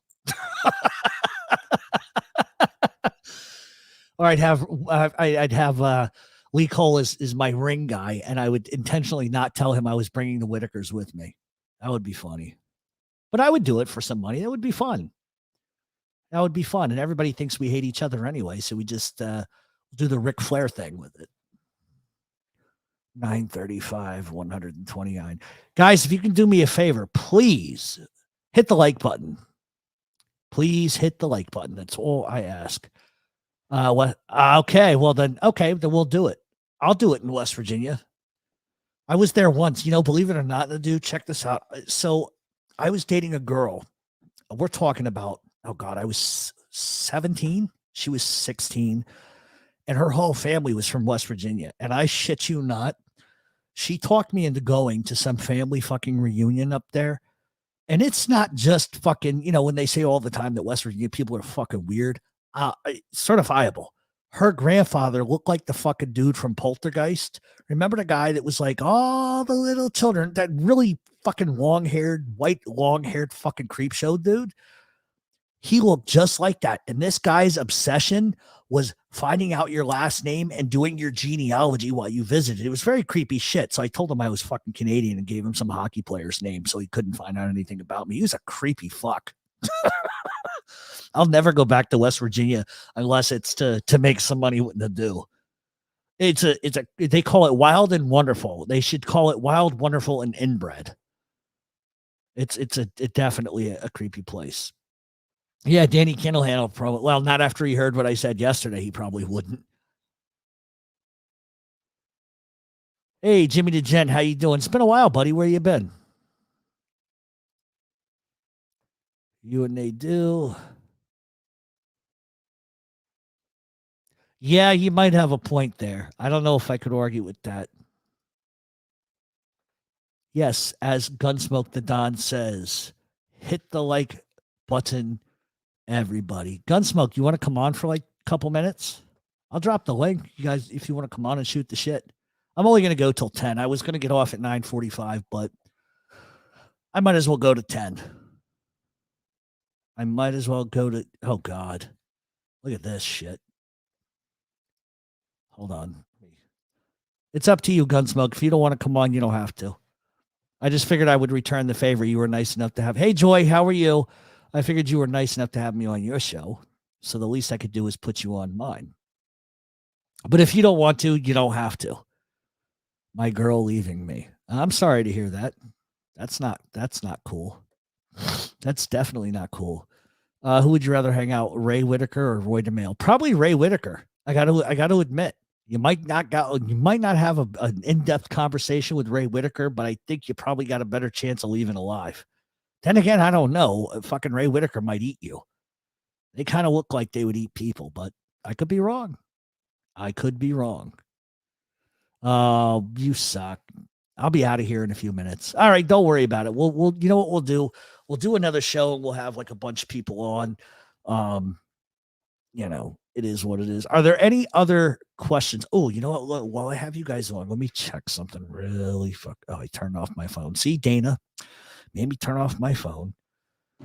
Let's see. Joy, how are you? The lovely Joy Faraci has entered. I love Joy. She's fantastic. She is just a great person. Just a great person. Joy's one of my favorites. Pinkfield, what the fuck is wrong with you? What did I miss?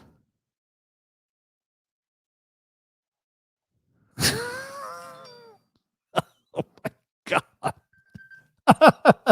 I'm not even going to put that on the screen. Pounding. I can appreciate your verbal descriptions, but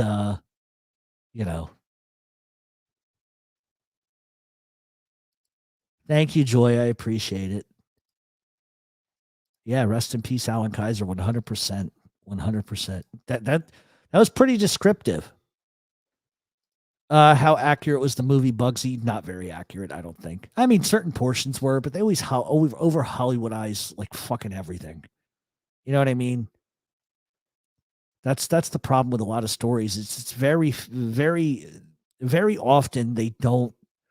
Like, I always wondered this. I always wondered why they don't bring people like, not that I like Jerry Capisci, but why they don't bring him onto film sets, somebody who understands it, who understands the life, or bring people like Nadu or like me or like RJ, people like that on sets who understand the life, understand the dynamics of it and other things like that. Instead, they want to go to rats who constantly lie. And I get it from that perspective. Like, they're in the life, so they want somebody who's the real deal. But it's just, I don't know. I think they should rely on people that know what they're talking about instead of like people that don't. That's just me. That's what makes a story sort of good, you know? I do not know if Gunsmoke's going live tonight. I have not seen Gamora. Oh my God, I said gonorrhea. Oh my God. No, I haven't. Everybody keeps telling me to watch it. I haven't. I'm so far behind. I haven't even watched the Cray movies. So, you know what a great movie scene is when those two Irish guys see Kevin Bacon in the bar and Sleepers. Yeah. Yeah, that's one of my favorites. That's a great film. Great film. Let's see. Gamora's greatest TV. Yeah, Oh my God. Seriously? Oh, Jesus Christ. Oh, that was from Gunsmoke. Oh, geez Louise. Oh, let's see. Yeah, yeah. Well, no, the problem is I need glasses that are accurate. That's the problem. You know, the older I get, I'm finding the grayer my hair is getting, my vision's getting more pathetic. You know, by 60, I'm going to be the old man like cursing at pigeons on a park bench, talking about the good old days when I fought in the dew in West Virginia.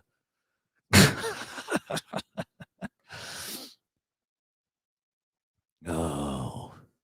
Well, you got something against subtitles, Chris? You don't understand Italian? You know what? I'm surprised. I got to be honest. I have to be surprised that no, it's not. It's not Nasty Grams. No, it was Gunsmoke responding to something from earlier. You know how Gunsmoke is. He kind of just lackadaisical rolls over, says, "Yeah, I guess I'll fucking answer." You and Ray Liotta sound alike. I don't know. All my life, I wanted to be a gangster. I don't know. I don't know if I sound like him or not.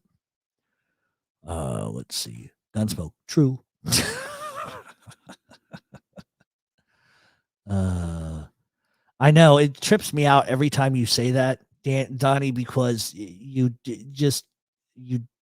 yeah, you don't even look close to that. But that means you're living. Oh shit! I just saw you. Fuck. Son of a bitch. How are you? See, this is what happens. I don't even look down. You're like, I'm on the screen, motherfucker. Open it up. What are you doing? Nothing, man. Listening to the show, having a good time. Yeah, I'm trying to. It's been a shitty day. Yeah. You got mob content, bro. It's good. It's refreshing. The chat's good too. They're very knowledgeable. Well, yeah, I'm surprised people didn't come in here and start screaming, going, "Oh, somebody's taking your head off in another chat." Because I expected that, you know. Yeah. Well, are you? People have been asking, are you going to do a show tonight? Nah, not tonight. Tomorrow night maybe. Yeah. If not tomorrow afternoon. Jesse Ross is going to be very upset about that. I know you didn't tell us who her other crush was. You're supposed to tell Merlino. us. Oh, Joey Merlino. I think she told me that too. Yeah. Somebody had a good question here. What about Lawrence Yogi Merlino? You know, he became a rat, but we never heard anything from him, and then he passed away in 2001 from cancer. So I was wondering if you had any information about him. Other than what Pete Moss just asked, not really. Oh, okay. All right. Not really. Some people did. It was funny. Nadu will get a kick out of this one. Some asshole made a video saying that Joey Merlino was Albanian. I can see why they would say that, but he said that his mother was Albanian. Her what was it? Giordano was her last name. She's not Albanian. He's like 100% Italian. And they said that when his father died, he was left $10 million. I could tell you that that's not true either. I couldn't believe it. That's the shit that I'm talking about when I say that people just invent shit and I have no idea where they get it from. Yeah. Like if Joey Merlino, when his father died, if Joey Merlino got $10 million, I don't think he would have had some of the problems he had. You know what I mean? That's true. But he's a bad gambler, Joey Merlino, right? That's what they say. But yeah. I don't know. When he was in prison, we used to exchange letters like once a week, and he was always talking about the sports games that were going on. He was very into hockey and football at the time. When Scarfo was alive and he was locked up in North Carolina, I had his address. I was going to write him, but I'm like, let me not write him because he might be pissed off and he might be like, oh, who the fuck is this guy? He likes my lifestyle. Fuck him. I'm going to fucking send a hit team over there. You should have sent him a letter with like a picture of Philly and Eddie. Just to fuck with him. I was gonna ask him about Phil. That's why I was like, yeah, I'm gonna piss this guy off. Let me leave it alone. And then he just passed away a few months after that. So yeah, he did. They didn't even really do a funeral. But you know what was hilarious is when Ralph Natale died, they put his obituary. They made the mistake of putting the obituary online. You know how you can go to these like funeral home websites or whatever. Yeah. Like, and then they have like the remembrances. The horrible, awful shit people were saying in Southfield. Fucking rat was like, it was like a mile long. And I guess like the funeral home that was dealing with it wasn't smart enough to like realize who they were burying. But just some of the shit people were saying, I mean, it's horrible, but from my perspective, I couldn't stop laughing. Yeah. I thought it was fucking hilarious. You fucking rat, you toothless rat, die rat. It's like, my God. Well, he was remorseless. What's his name? Fucking Natalie. I mean, he was just remorseless. I mean, he's like, what am I supposed to do? Say prayers for their souls? They died. You know, it's like, oh Jesus. Yeah. I loved it. A friend of mine, he when the interview came out, you know, my phone started going crazy, and it's some friends of mine from South Philly, and they're like, "Are you watching this shit? It's the funniest shit I've ever seen." Did you hear what he called me? He called me a fucking hacky, not even a lackey, a hacky. And then he said, "Yeah, Stevie." He said, "Stevie doesn't have any hair. He wears a wig." Fucking nut job. I don't think, you know what? I don't think that guy ever killed anybody in his life. Maybe one. Really? Yeah, I don't think so. He was a I don't bullshit. know. Bruno respected him though. Angelo Bruno, he gave him a big union job, and he was like up there, the upper echelon for a while until Scarface. Well, and that's the strange question that I have, and I'll ask you. Is that, you know, the way he weaved his story, like if you really look at what he did his whole entire life, I mean, there was union stuff, but the majority of the way he made his money was drugs, right? Yeah. But if you look at Angelo Bruno didn't want any of his guys selling drugs, and he allows the Cherry Hill Gambinos to do what they do. And ultimately that's what kind of gets Bruno killed. So you mean to tell me he said no to everybody but Ralph Natali? Yeah. That's why I have a hard time swallowing what Natali says. Yeah, he obviously lied a lot about his past, and you know, he was so important. He was made twice. Yeah, I know. I mean, come on, bro. By Carlo Gambino himself. Cancer. Yeah. Oh my God. Somebody told me who I wouldn't say, when I say knew him, doesn't mean they were necessarily friendly, but maybe they were in the same sort of work environment, so to speak. Yeah. And he told me that Ralph, and of course people are going to say disparaging things, but he did say one positive thing. He says he was the best bullshitter you could ever meet. The wall could be white and he would tell you it was green all night, and by the time you left, you'd believe him. Yeah. But he also got beat up by his girlfriend in front of all the guys. What? Yeah, she was the real gangster. Oh wow. Yeah, the girlfriend was the real gangster. Yeah. You know, and then there were things like he tried to pimp out his daughter and stuff like that to a construction guy to try to get her to sleep with the guy so he could, you know, get his paws into the construction racket. It's just slimy shit like that. But yeah, I just the look on that guy Patrick that Bet David's face when Ralph's going off. He's like, holy shit. You couldn't even conduct an interview with the guy. I mean, the guy was just incoherent and all over the place, very irritable. I mean, you couldn't even interview him. I mean, it was horrible. No, I was disappointed with that. Definitely a psychopath. Yeah. But hilarious interview. I thought, what do you think of this guy? I spit on him. I spit on him. It's like, but yet he was great with all of them when he was making the money. But the one thing that I think people sort of misunderstand about him is that he was the boss in his own imagination. Mm-hmm. You know, he was very much put out front. I think.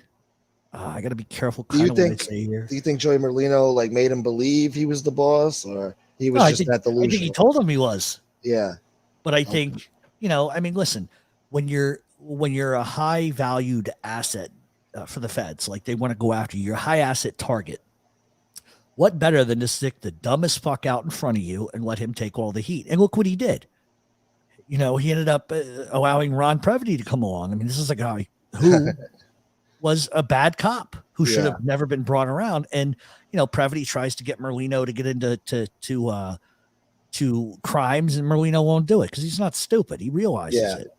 But I think when you have somebody like Natali who just has a Napoleon complex to begin with, what more perfect operation than to put that motherfucker right out front and let him take all the heat?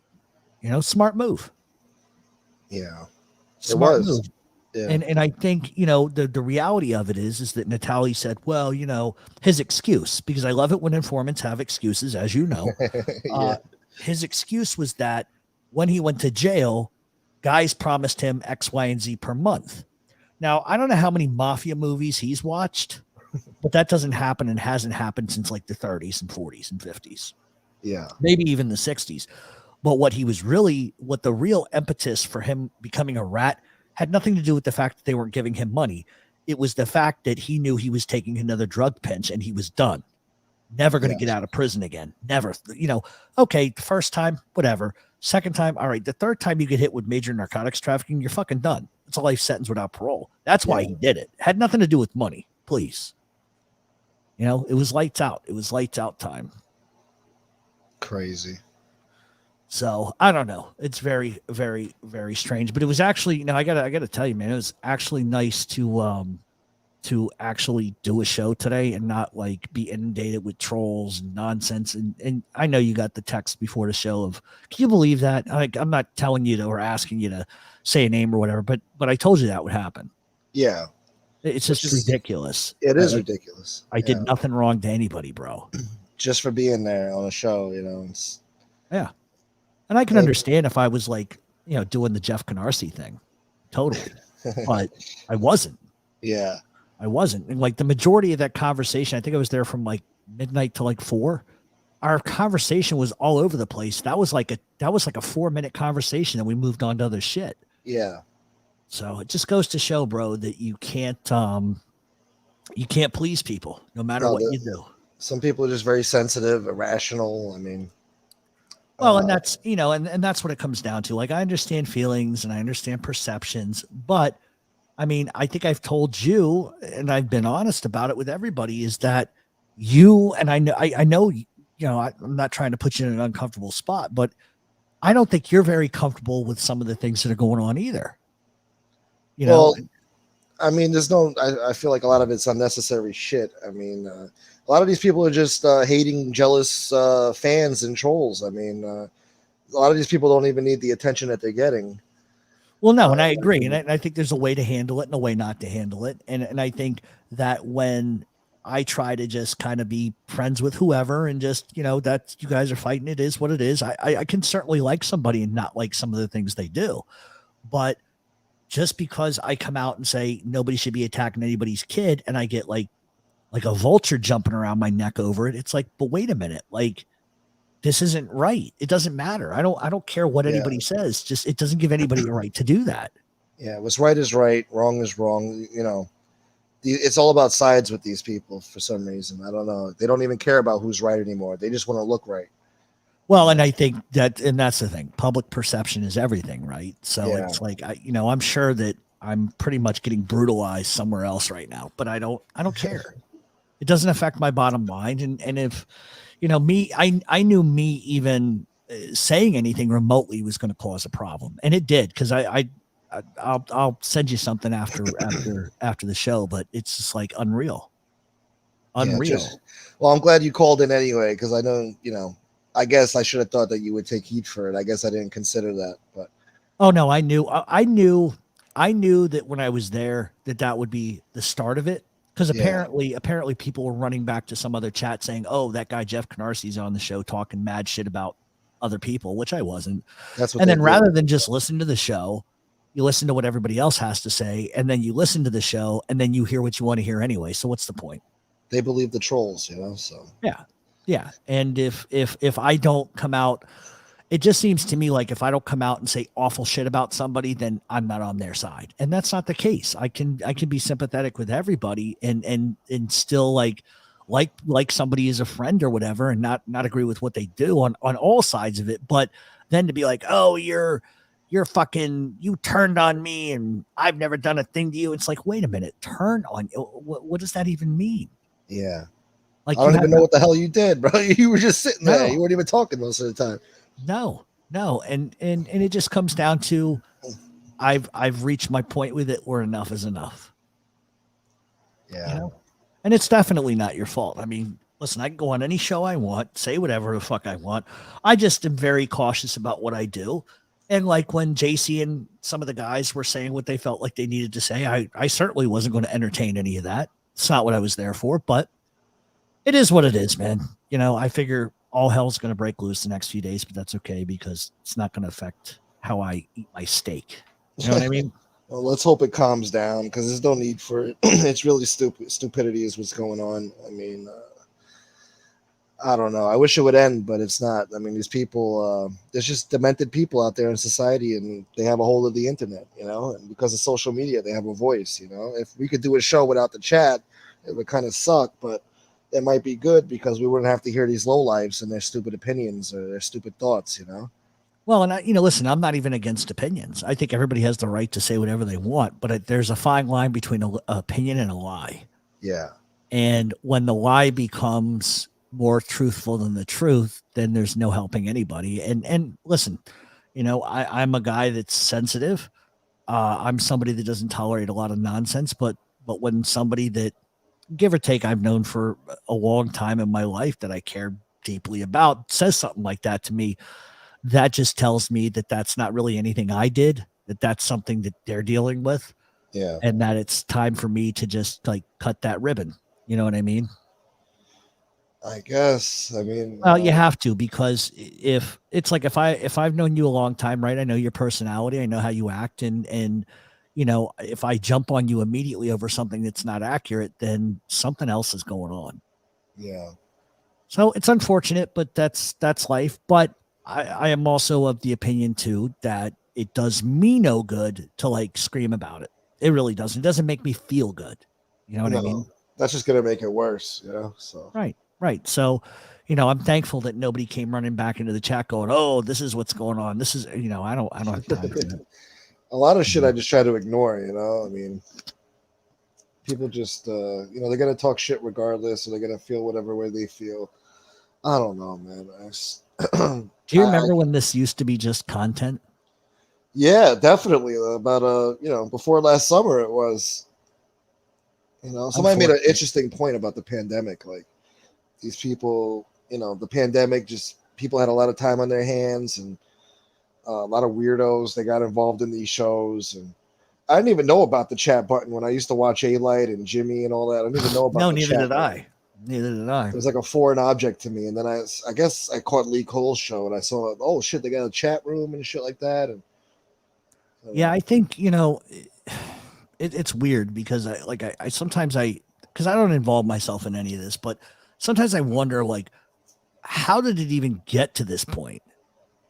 Like, okay, people just don't like each other, okay, but then and I know enough to know that there's back and forth to everything, but it's like, it blows my mind. Well, I know who to blame now. I know who brought all these people here, all these low life scumbags. Yeah, well, I think that's very apparent. You know what I mean? I think that's very apparent because there's nothing like that existed prior to this. No, not at all. No. So it's just, people are going to do whatever they got to do. And all you can really do at the end of the day is just kind of do your own thing. Yeah. You know what I mean? So that's what I'm trying to do that. It's kind of hard to navigate this shit. But. Yeah, me too. Me too. Well, listen, I appreciate you coming on. I'm going to get out of here. Okay. Thank you for having me on, bro. No, you are welcome here anytime, my friend. Yeah. I wish I was more lively and, more talkative. But. Well, I'm not very lively talkative at this point either. So anyway. Great show, all right, buddy. Bro.